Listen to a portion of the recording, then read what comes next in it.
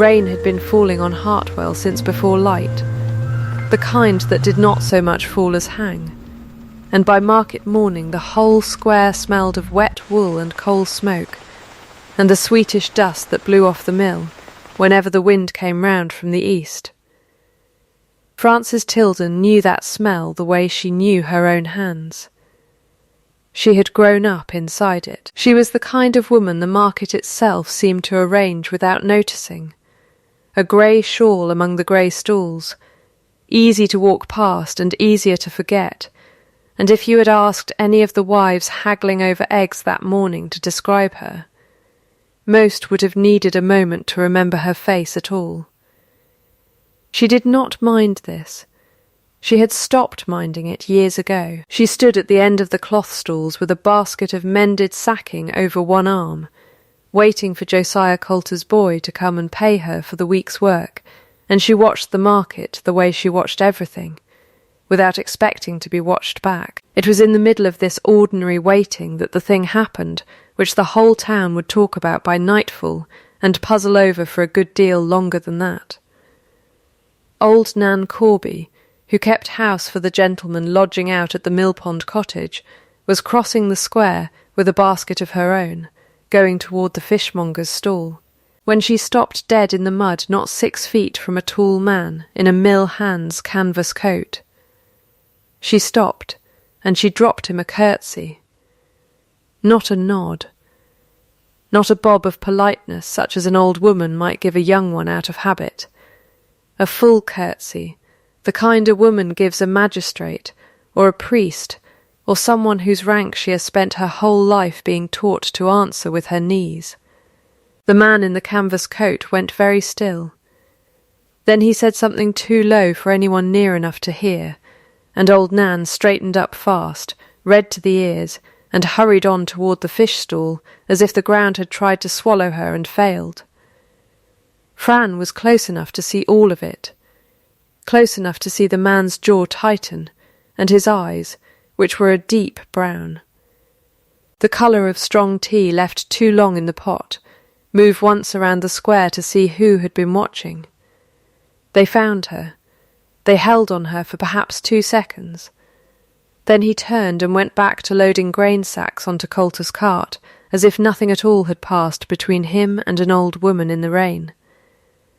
By the time Fran had her few coins from the miller's boy, half the stall-holders were already asking each other why Nan Corby would curtsy to a mill hand new come from the north, with nothing to his name but a canvas coat, and a pair of good boots too fine for the work he did in them. Nobody got an answer that week. Nobody got one for a good while after. Nan Corby, when asked outright by the baker's wife, only said that she had turned her ankle in the mud and lost her balance, and everyone could see that this was a lie, and everyone let her keep it, because that was the kind of town Hartwell was. Mostly Fran did not ask. It was not her business, and she had never had the trick of pressing where she was not wanted.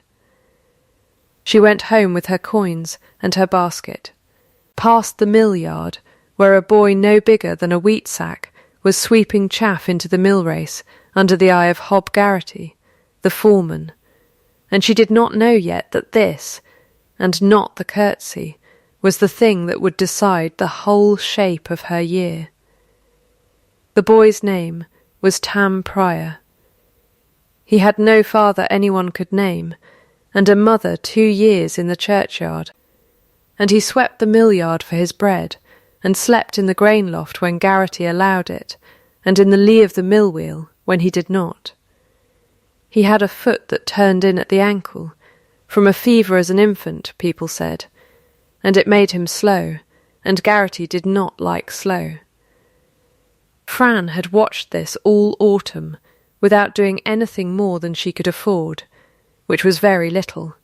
She had no coin to spare, and no standing to spend.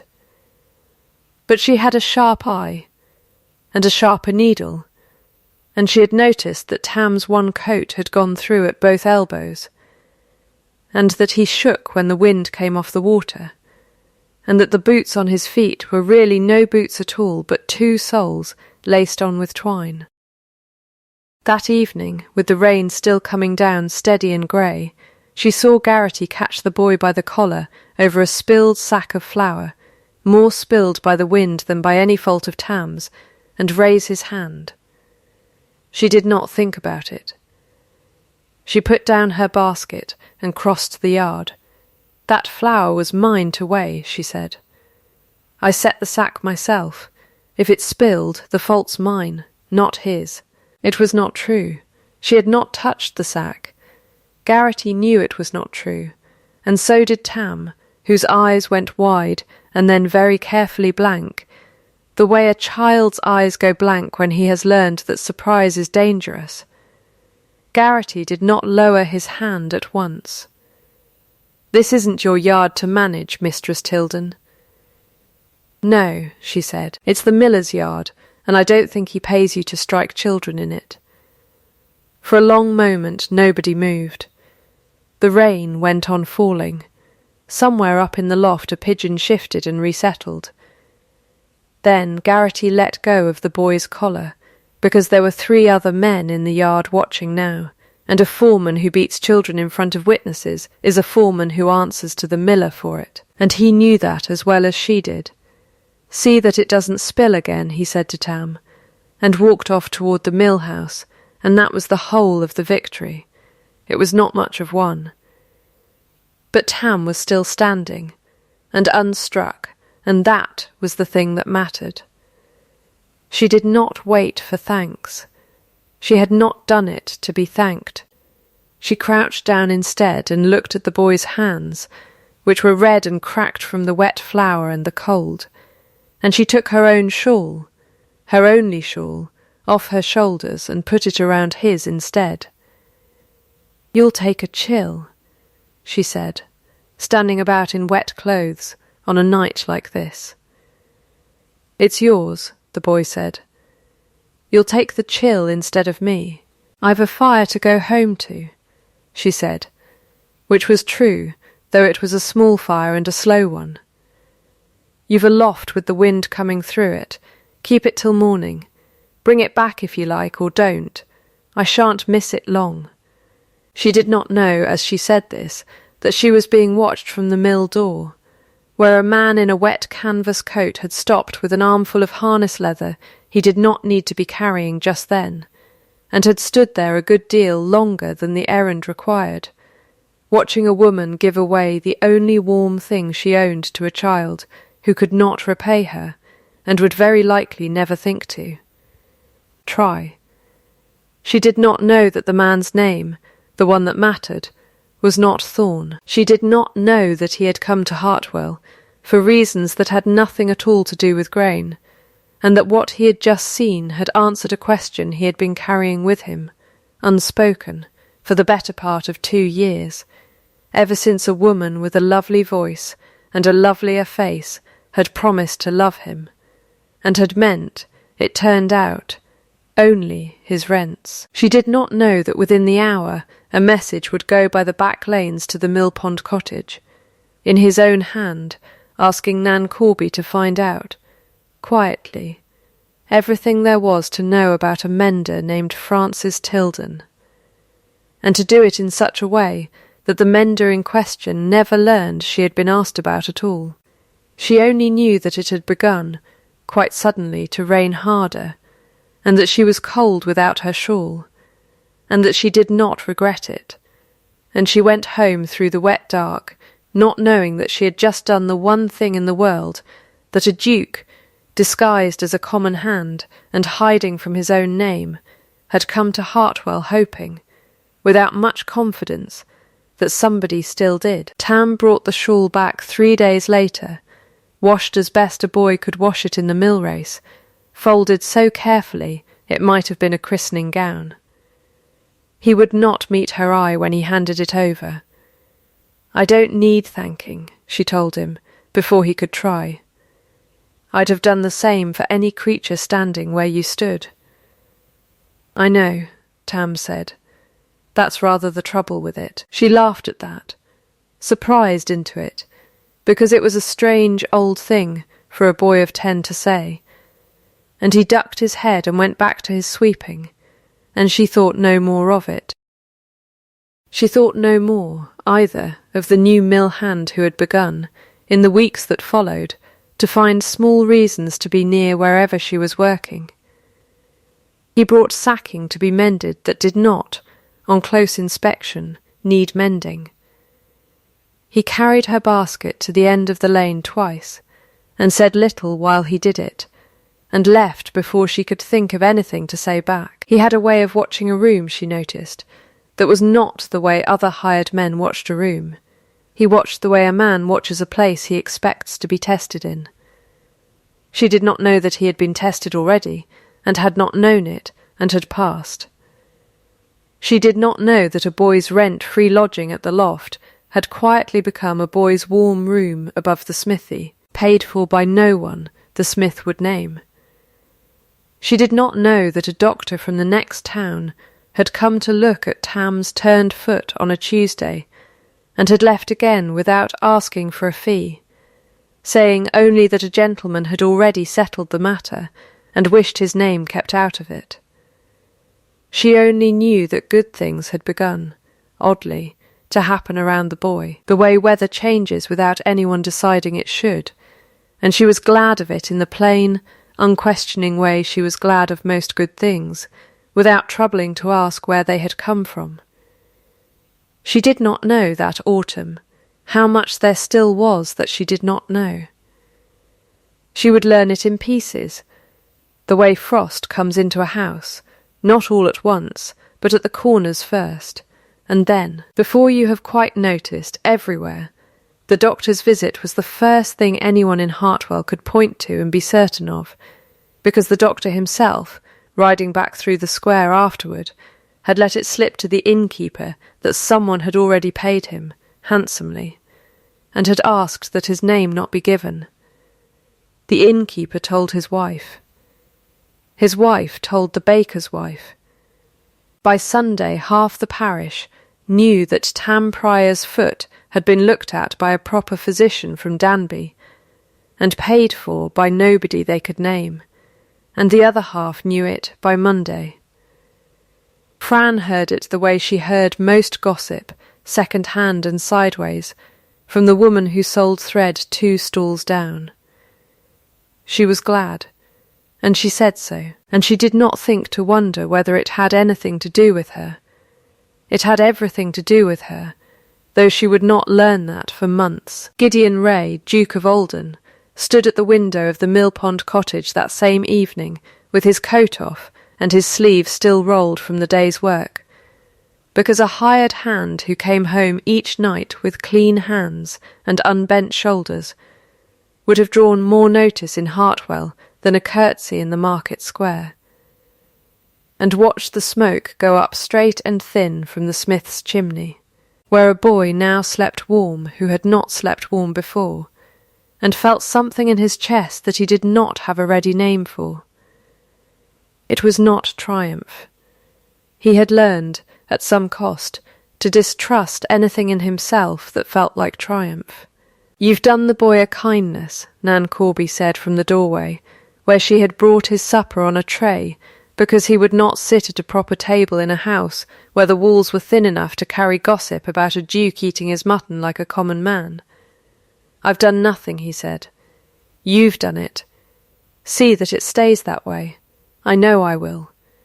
She set the tray down. "But you might tell me, Your Grace, why a mender of flour sacks has had you standing at that window 3 evenings running, and why you've had me asking about her people at the well as if I'd nothing better to do with my mornings." He did not answer at once.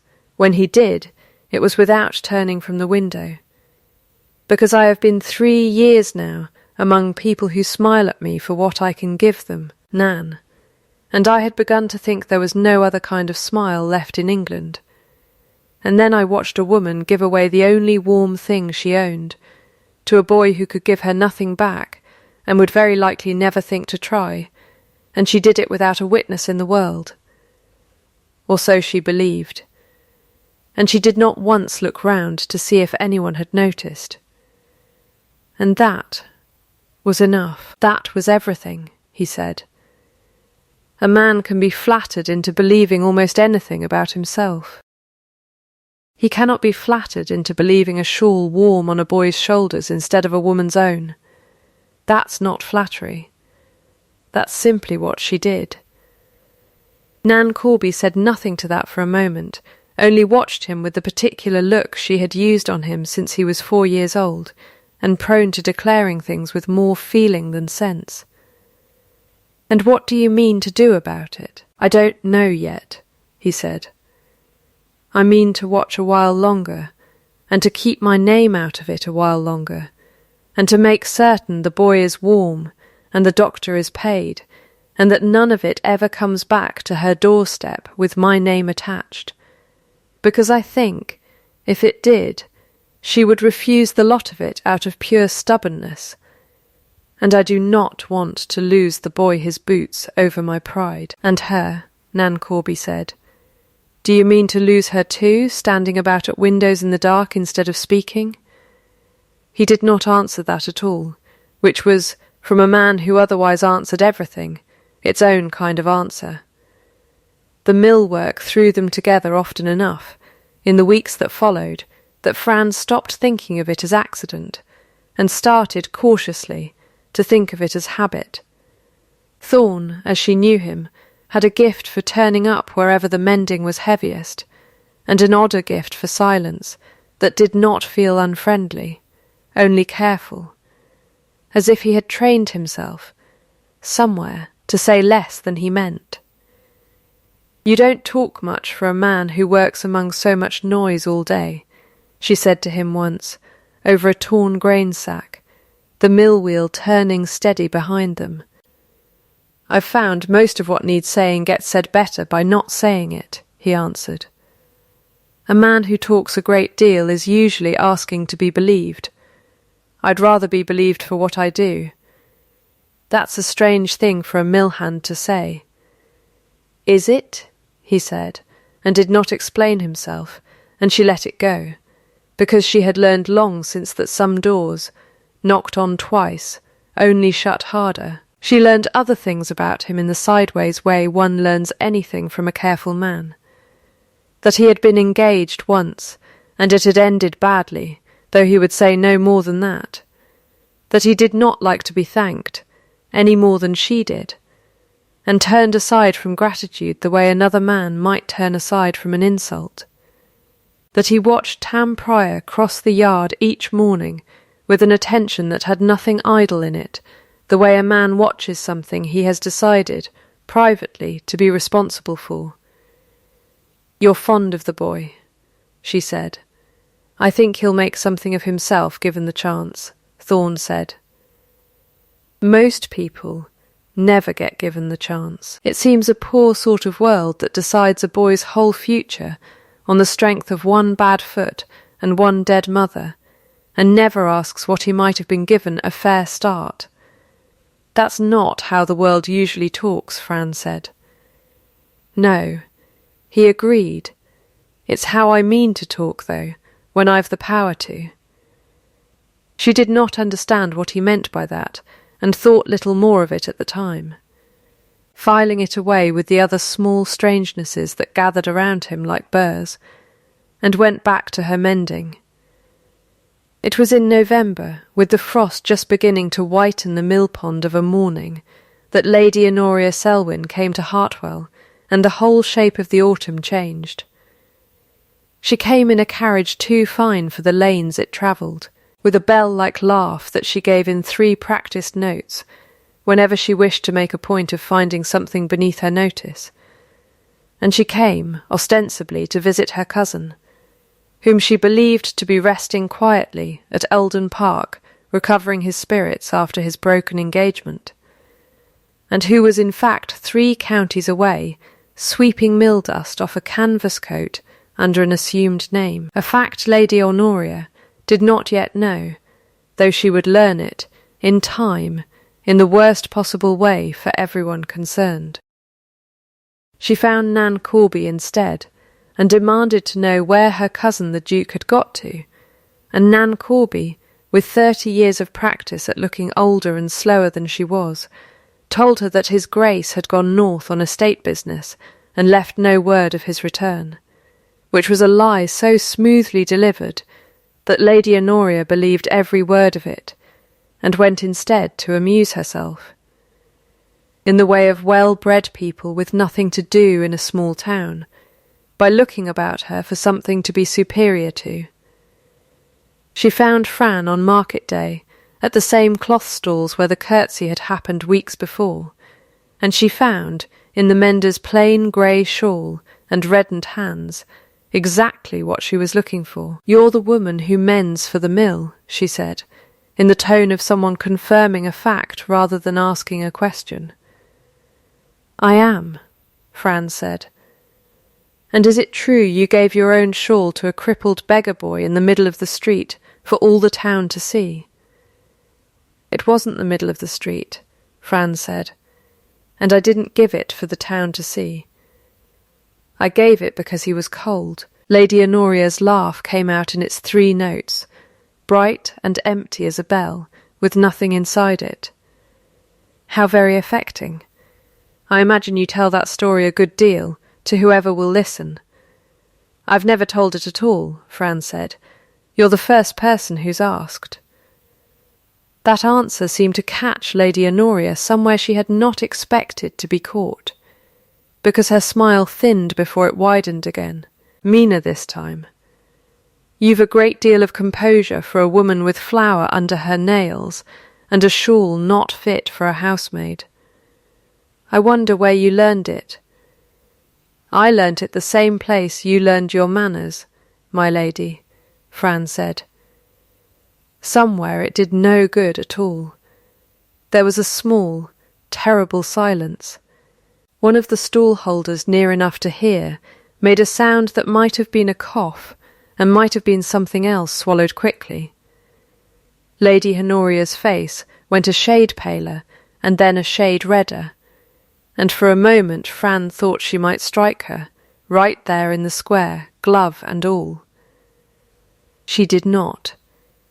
She only looked at Fran a long moment, the way one looks at a stain one intends to remove later, and said, "We shall see how long your composure lasts, Mistress Tilden, when the mill has no more use for a mender with ideas above her station," and swept off toward her waiting carriage, her skirts loud against the cobbles. Fran stood a moment where she was, and did not shake, and did not cry, because she had trained herself a long time ago not to do either where it could be seen, and went back to her stall, and did not know that 20 feet away, in the shadow of the miller's cart, a man in a canvas coat had heard every word of it, and had gone very still, and very white about the mouth, in a way that had nothing to do with the cold. Winter came down hard and early that year, the way it does in years that mean to be remembered for it, and it brought with it the thing Fran had least expected, and could least afford to fight, which was not the cold at all, but a charge. 10 shillings had gone missing from the mill's strong-box, kept in the little office behind the grinding floor where Josiah Coulter tallied his accounts of an evening, and Hob Garrity, who kept the second key, stood before the miller, and swore on his mother's grave that he had seen Tam Pryor slip out of that office not an hour before the loss was found, and that he had thought nothing of it at the time because the boy was often sent to sweep in there. It was not true. Fran knew it was not true the way she knew her own name, because she had kept the mill's chalk tallies herself since old Weeks the clerk had gone half-blind, and she had noticed, without quite noticing that she had noticed, that the numbers in Garrity's own hand had not matched the grain, weighed out for 3 weeks running. Small sums, a shilling here, 2 there, easy to miss unless you had spent years training your eye to catch exactly such small untruths in a column of figures. She said as much to the miller plainly, the way she said everything. "It isn't the boy. she told him. "The boy can't so much as write his letters, let alone falsify a tally. But your figures have been short since Michaelmas, and not by the boy's doing." "That's a serious thing to say about my foreman, Mistress Tilden," Coulter said, uneasy, because he was a man who liked his life simple and had no wish to discover it was not. "It's a serious thing to hang a charge of theft on a 10-year-old boy with a bad foot and no one to speak for him," Fran said. "I'd rather be serious about the truth than comfortable with a lie." It did her no good. Garrity had 30 years in Coulter's service, and Fran had a mending contract that could be ended with a week's notice, and Lady Honoria, still lingering in the district out of pure spite and boredom, had lost no time in letting it be known, through the vicar's wife, and thence through half the parish, that the mender who fancied herself above her station had now taken to accusing honest men of theft to protect a beggar she had made a pet of. Tam was turned out of the millyard within the week, his warm room above the smithy suddenly, mysteriously, no longer available to him either, though no one could say quite why the smith had changed his mind so abruptly. Fran was given her notice the same day. Coulter would not meet her eye when he told her. "You've done good work for me," he said, "and I'm sorry for it, but I'll not have my foreman's honesty questioned in the hearing of the whole yard, and I'll not have my mill made a byword for scandal on top of it. You understand. I understand you'd rather lose the truth than lose a quiet life," Fran said without heat, because there was no use in heat, and packed her needles into her basket, and walked home through a cold that had nothing to do with the weather. She did not weep. She had trained herself long ago not to weep where it could be seen, and there were eyes enough at every window along that lane to see her if she had. She went home and sat by her small fire, and thought, with the flat, tired clarity of a person who has run out of better options, that the kindest thing she could do now, for everyone, was to make herself very small and very quiet, and let the whole business blow over, the way weather blows over, without her standing in its path any longer. She did not know that the man she had known as Thorn had stood outside Coulter's office not an hour after her dismissal, and had said, in a voice gone very quiet and very cold, words that no one in that mill would repeat afterward, without lowering their own voice to say them, and that within 2 days a summons would go out from Oldham Park itself, under a name none of them had thought to connect with their new mill hand, requesting Josiah Coulter's presence and his ledgers at his earliest convenience. She only knew that Tam had nowhere now to lay his head that the frost could not reach, and that she had lost her place trying to save him, and that she did not regret it, and that regret and grief are not, in fact, the same thing at all, though on a cold night they can feel a good deal alike. She wrote him a letter that night, meaning to leave it with Nan Corby, who she had noticed was kind to the boy in her own gruff way. It said only that she was sorry she could do no more for him, that he was to remember he had done nothing wrong, that a bad foot and an honest heart were worth more than any number of shillings, whatever anyone said, and that she hoped, when he was grown, he would remember someone had thought so. She did not sign it with anything more than her initial. She had never asked for credit for anything in her life, and she was not about to begin over a letter to a frightened child. She carried it to the Mill Pond cottage the next morning, meaning only to leave it, and it was there, standing at the gate in the thin grey light, that Nan Corby caught her arm before she could turn away, and said the thing that changed everything. "You'd best come in out of the cold, Mistress Tilden," the old woman said. "There's a great deal you don't know, and I think it's past time somebody told you. The kitchen at the Mill Pond cottage was warm in a way Fran's own rooms had not been in weeks, and it smelled of baking bread and beeswax. And Nan Corby sat her down at the scrubbed table, with a cup of something hot, before she said another word, the way old women do when they mean to deliver news too large for an empty stomach. "That doctor from Danby," she began, "the one that came to look at Tam's foot. He wasn't sent by charity in general, Mistress Tilden. He was sent and paid by one particular man, who asked me most particularly that his name never be spoken in it." Fran set her cup down very carefully. "Whose name?" "The boy's room above the smithy, paid a 12-month in advance, the week after you gave him your shawl in that yard. The very week." Nan Corby watched her over the rim of her own cup.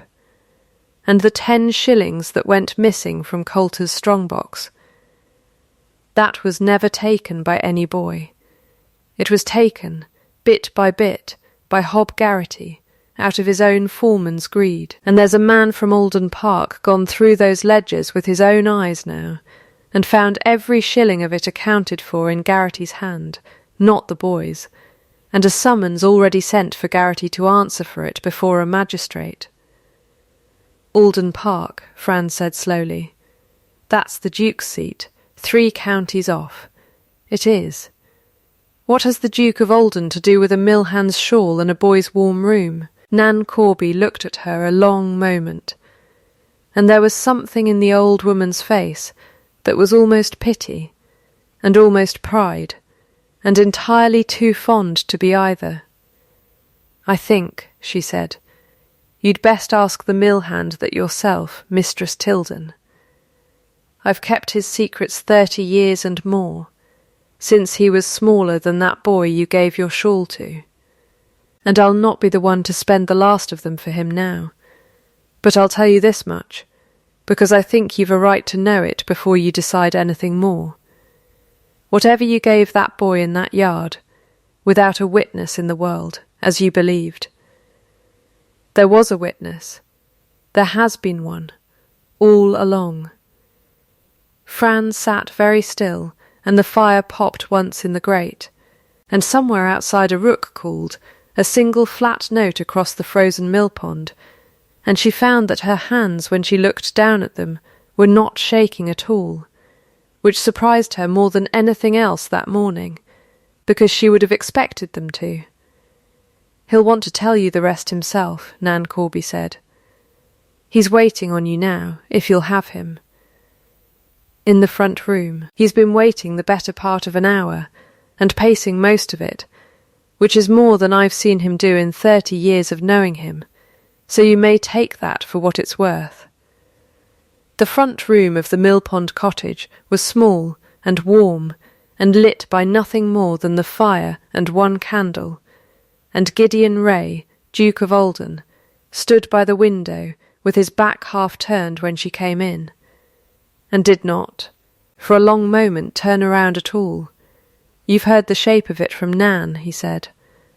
"I'll give you the rest of it plain, because you've had enough of things not said plain to last you a lifetime, and I'll not add to that account." "Say it then," Fran said. She did not sit. She stood just inside the door with her hands folded in front of her, steady, and waited. "My name is not Thorn," he said. "It never was. I am Gideon Ray. I hold the dukedom of Alden, and I came to Hartwell under a false name and a hired man's coat, because I had been betrothed, 2 years ago, to a woman who told me she loved me in every letter she ever wrote, and who I later learned had struck a servant girl across the face for spilling wax on her gown not a week before our wedding was to be read, and who had smiled at me the whole while, exactly as sweetly as she had smiled at everyone else whose good opinion she required.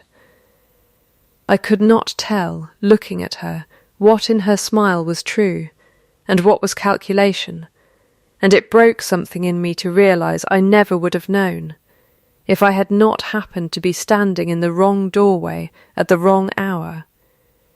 I came here because I wanted, once in my life, to see what a person did when they believed no one of consequence was watching them at all.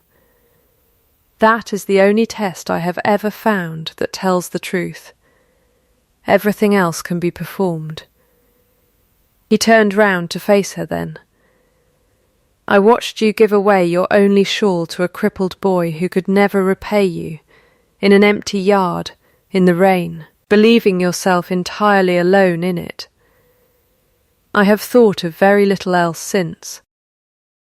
Whatever else I am, Mistress Tilden, I am the man who saw that, and could not stop thinking about it, and who has spent every week since arranging, as quietly as I knew how, that the boy should be warm and doctored and safe, and that you should never once have to know it was me, because I did not want your knowledge of me weighed down with a debt you had not asked to owe. Fran did not answer at once. When she did, her voice was steady, though it cost her something to keep it so. You let me believe you were a mill hand. I did. You let me speak to you as an equal. You are my equal, he said, and something in his voice cracked very slightly on the word, the first unsteadiness she had heard in it since she had known him. That is rather the whole of what I have been trying to say. I have known a great many women who would call themselves my equal because of what their fathers owned. I have never known one who was simply, plainly my equal in the only way that has ever mattered to me, until I stood in a mill yard and watched you give up the only warm thing you had. And Garrity. The mill. All of it, that was you as well. I could not let a lie stand that would ruin a child, he said. I would have done it whoever you were. That you were the woman I had already begun to think of at every hour of every day only made it matter more. She looked at him a long moment, the fire between them, and thought of every small strangeness she had filed away without understanding, every quiet mercy that had trailed the boy like weather she could not name the cause of, and found, to her own surprise, that what she felt was not betrayal exactly, though there was some of that in it too, but something nearer to grief for the 2 years he had spent learning to distrust his own name. I don't know what to call you now, she said at last. Gideon will do, he said. It's the truest name I have. I'd rather you used that one than any other, if you'll use any at all. She did not answer that directly. You said you'd rather I know you were watched than not know it, and now I know you were watching me the whole time and I never knew it. That's not the same thing, Your Grace. No, he said. It is not, and I'll not defend it to you as though it were. I only ask that you let me finish being honest with you now, since I was not able to be honest at the start of it. Then, finish, she said. He crossed the room, slowly, the way a man crosses towards something he is not certain he is allowed to reach, and stopped an arm's length from her. I am not asking you for anything tonight, he said. I have had enough this last 12-month of women who answer a duke because he is a duke, and I will not have you be one more of them, not even for a night, not even in gratitude for the boy. If you tell me to go, I will go, and I will see to it that Tam is provided for whether you and I ever speak again or not, because that was never a bargain struck for your favour. It was only ever the right thing, and I'll not undo a right thing for want of a wrong reward. And if I don't tell you to go, then I would ask you to take your time in deciding what you think of me now that you know the whole of it, he said. I am in no hurry. I have waited a great deal longer for things that mattered a great deal less. She was quiet a long moment. The fire popped again. Outside, the rook called once more, and fell silent. I should like some time, she said finally. Then you shall have it, he said, and not 1 hour more or less than you want of it. And he stepped back, of his own accord, to let the distance stand between them, which she noticed, and which cost her more composure to witness than his confession had. The winter that followed was the longest and the shortest of Fran's life, long in the waiting and short in the looking back, and she spent a good part of it walking the frozen lane between her own cottage and the smithy, where Tam now slept warm again, thinking through, piece by piece, everything she had been told. She was not angry, in the end, though she had expected to be. She found instead that what she carried was closer to caution, the particular caution of a woman who has been poor and plain and overlooked her whole life, and has learned that the surest way to be safe is to expect very little and ask for less. A duke's regard was not a thing she had ever thought to prepare herself for, and she found she did not entirely trust her own hands not to shake over it, which was, in itself, an unfamiliar and unwelcome sensation. She saw him twice in January, briefly at the smithy, where he came to look in on Tam's foot, healing well now under proper care, and each time he asked after her health and her work and nothing else, and each time he left again, without pressing her for any answer she had not offered, and each time she found she had watched him go a little longer than strictly necessary before she noticed she was doing it. It was Tam, in the end, oddly enough, who said the thing that settled her. "He comes to see you," the boy told her, with the plain, unembarrassed bluntness of a child who has not yet learned to soften a truth for adult comfort. "He says it's my foot he's come about, but he looks at the door a deal more than he looks at my foot, and he only breathes proper again once you've come through it." "That's a fanciful thing to say," Fran told him, though her ears had gone warm. "I'm not fanciful," Tam said with dignity. "I'm observant. There's a difference." She laughed, surprised into it the way she had been surprised into it once before by this same boy, and thought, not for the first time, that whatever else had come of that cold evening in the millyard, it had at least given her one honest friend who owed her nothing and told her the truth regardless. She went to the mill-pond cottage herself, at the end of January, on an evening when the frost had made the whole world sharp and clean and quiet, and found him again by the same window, and this time he turned at once when she came in, as if he had been listening for her step, and had learned to know it from any other. "I've had my time," she said, without preamble, because she had never had much use for long approaches to short truths. "I've thought on it as carefully as I know how to think on anything, and I find I don't hold the disguise against you nearly so much as I thought I would, though I'll tell you plainly it stung. To learn I'd been watched a season through, and never known it. It should sting," he said. "I'd think less of you if it didn't. But I'll tell you what I do hold to," she said. "If we are ever to be anything to each other, your grace, I'll not be lied to again, not for my own protection, not for anyone's comfort, not even out of kindness. I'd rather a hard truth spoken plain than a soft lie dressed up as mercy. That's the whole of my condition, and I've only the one." "Then you have my word on it," he said, "and I'll tell you now, since you've asked for plain truth and nothing softened, that I love you. Not the shawl you gave away, though I've thought of that shawl more than any sensible man ought to think of a piece of grey wool. Not the boy you saved, though I'd have loved you for that alone. I love the plain way you speak truths other people spend their whole lives learning to dress up smaller than they are. I have been lied to prettily by an expert in it, Francis Tilden, and I find I would rather be told an unwelcome truth by you for the rest of my life than a welcome lie by anyone else in it. That's a great deal to say to a mender of grain sacks," she said, though her voice was not quite steady now, for all her trying. "It's a great deal less than what I feel," he said, and I've said it as plainly as I know how, because you asked for plain, and because I find, now that I've begun telling you the truth of things, that I don't want to stop." She looked at him a long moment, and did not answer with words at first.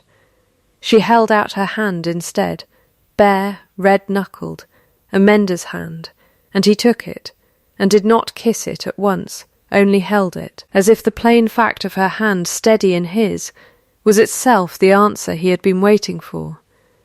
"Yes," she said finally. "It's the only word I've got that fits, so it will have to do." "It's the only word I wanted," he said, and drew off his own glove, finger by finger, slow and deliberate, before he lifted her hand to his mouth and kissed the back of her knuckles, the only kiss either of them allowed themselves that night. And it was enough, more than enough, to carry the whole weight of the winter between them.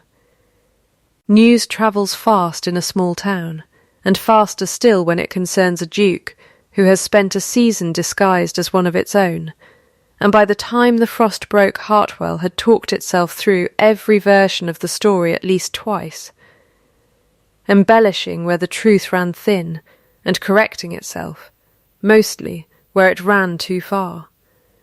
Lady Anoria Selwyn heard it from her own maid before her cousin thought to write her himself, and arrived at the Millpond cottage in a temper that did her very little credit, demanding to know how he could think of disgracing the family with a mender of grain sacks when Miss Cordelia Ashey's fortune had been all but settled on him by every sensible relation he possessed. "You'll marry beneath yourself and be laughed at from London to the border," she told him, in the front room where he had once made his confession, her voice rising toward its familiar three-note laugh, though there was no humour left in it now, only fright dressed up as scorn.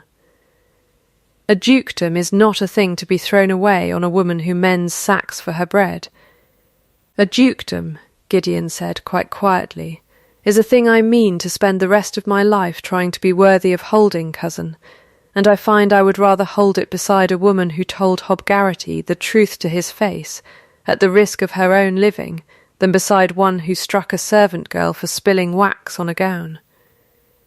You knew what Miss Aldrich did to that girl. You said nothing, because it cost you nothing to say nothing.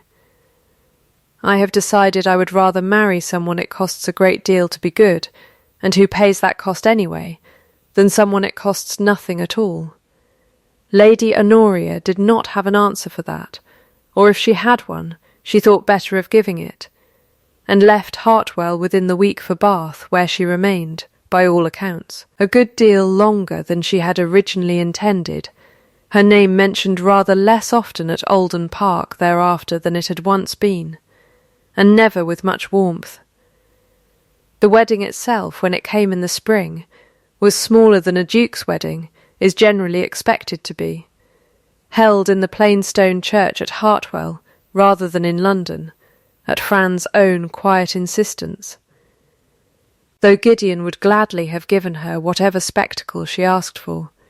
She wore grey, because it was the colour she owned, and refused any new gown grander than the occasion required, and Nan Corby cried through the whole of the service without any pretence of doing otherwise, and Tam Pryor, walking now on a foot properly set and heeling straight, stood at the church door afterward and bowed to the new Duchess with a solemnity that made her laugh despite herself, and kissed the top of his head in front of the whole gathered parish, which was, by every account, the first time in living memory that anyone had seen the new Duchess of Alden do anything so entirely unguarded in public. A year later, almost to the week, the fire at Alden Park burned high against an evening, much like the one in which it had all begun, cold outside and warm within, and Gideon Ray sat before it with his wife's bare hand laced in his, no glove between them now, none needed, and watched the light move over her face as she read aloud from a boy's careful, laborious letter. Sent up from the grammar school at Danby, where Tam Pryor was learning his letters at last, properly, at the Duke's expense, and by his own considerable effort, and signing himself, at the bottom of every letter, "Your obedient and grateful," though the Duchess had told him 12 times he owed her no such gratitude, and never would. "He still thinks he owes us something," she said, folding the letter. "Let him think it," Gideon said. "It does him no harm to feel grateful for kindness. It only does harm when kindness is given in order to be thanked for it. That was never why you gave him your shawl, and it is not why either of us has done anything for him since." She was quiet a moment, watching the fire, her hand still laced in his. Hob Garrity, she had heard, was 3 counties off now, working an honest trade under an employer who watched his ledgers a great deal more closely than Josiah Coulter ever had, and Lady Anoria had written, at Christmas, a letter stiff with old pride that had none the less, for the first time, addressed her as cousin, and been answered kindly in turn, because there is no profit in nursing an old cruelty once its teeth have been drawn. Nan Corby kept her rooms at Alden Park still, and would, she had said plainly, until she was carried out of them, and no one in that house had ever suggested otherwise. "Do you remember," Fran said, "that old Nan curtsied to you in the market, that very first day, before either of us had said a word to the other?" "I remember," Gideon said. "I very nearly gave the whole game away over it. I thought the entire town would have my name inside the hour." "She never did tell anyone why," Fran said. "Not truly. She only ever said she'd turned her ankle. She kept my secret 30 years before that morning, and she'll keep it, I expect, whenever anyone asks her again." 30 years after, he said. "Some people simply are what they are, whether anyone is watching them or not. I have found, in my whole life, that this is the rarest thing there is, and the only thing worth building a marriage on." Fran said nothing to that, only leaned her head against his shoulder, her bare hand still laced in his where the fire could warm it, and outside. Somewhere across the frozen lawn, a rook called once into the dark and was still. A shawl given away in the rain had cost her nothing she was not glad, in the end, to have spent, and had bought her, in the turning of 1 year, more than she had ever thought to ask for. It is a plain enough lesson, and an old one, though it bears repeating. Character is not what a person shows the world. It is what they do when they believe the world has stopped looking.